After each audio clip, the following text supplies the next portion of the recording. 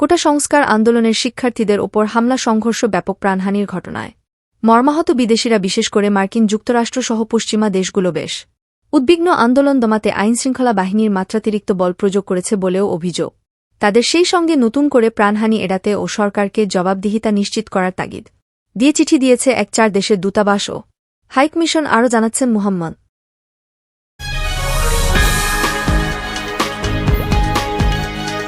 আন্দোলন ধীরে সংঘাতে প্রাণহানি এবং ধ্বংসজ্ঞের ঘটনায় গভীরভাবে মর্মাহত জানানোর পাশাপাশি উদ্বেগ প্রকাশ করেছে ঢাকায় অবস্থিত দুটি পশ্চিমা দেশের দূতাবাস ও হাইকমিশন।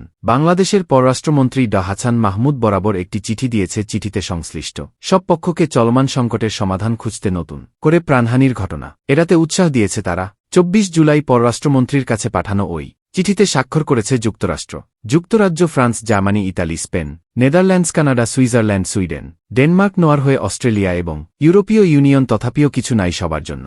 শিক্ষার্থীদের কোটা সংস্কার আন্দোলনকে ঘিরে চলমান সংকটের স্থায়ী সমাধান, আন্দোলন মোকাবেলা ও সংঘাতে আইনশৃঙ্খলা বাহিনীর মাত্রাতিরিক্ত বল প্রয়োগের জবাবদিহি নিশ্চিত করারও আটক ব্যক্তিদের যথাযথ প্রক্রিয়ায় বিচার ও দ্রুত সময়ের মধ্যে সারা দেশে পুরোদমে ইন্টারনেট চালু করার জন্য অনুরোধ জানিয়েছে তারা। এছাড়া আন্দোলন ঘিরে সংঘাত সহিংসতায় জড়িত সন্দেহে আটক ব্যক্তিদের যথাযথ বিচার ও মানবাধিকার সমুন্নত রাখার উপর জোর দিয়েছে তারা। এ বিষয়ে তারা বলেছে, গত কয়েকদিনে আটক ব্যক্তিদের যথাযথ প্রক্রিয়ায় বিচার নিশ্চিত করা জরুরি, ঠিক তেমনি মত প্রকাশের স্বাধীনতা, সমাবেশের অধিকার ও মানবাধিকার সমুন্নত রাখাটি ও গুরুত্বপূর্ণ। আন্দোলন দমনে কারফিউ জারি ও ইন্টারনেট সংযোগ বিচ্ছিন্ন হওয়ায় সব নাগরিকের জীবনে সুদূর প্রসারী প্রভাব ফেলেছে বলে মন্তব্য করেছে তারা। আপডেটগুলো মনে করছে ইন্টারনেট সংযোগ পুরোপুরি চালু না হওয়ায় দেশে বিদেশে ব্যবসার পাশাপাশি মিশনগুলোর সঙ্গে বাংলাদেশের যোগাযোগ চরমভাবে ক্ষতিগ্রস্ত হচ্ছে। এদিকে 25 জুলাই প্রকাশিত একটি প্রতিবেদনে কোটা সংস্কারের দাবিতে বিশাল বিক্ষোভ দমনে বাংলাদেশের আইন প্রয়োগকারী সংস্থাগুলোর বেআইনিভাবে প্রাণঘাতী অস্ত্র ব্যবহারের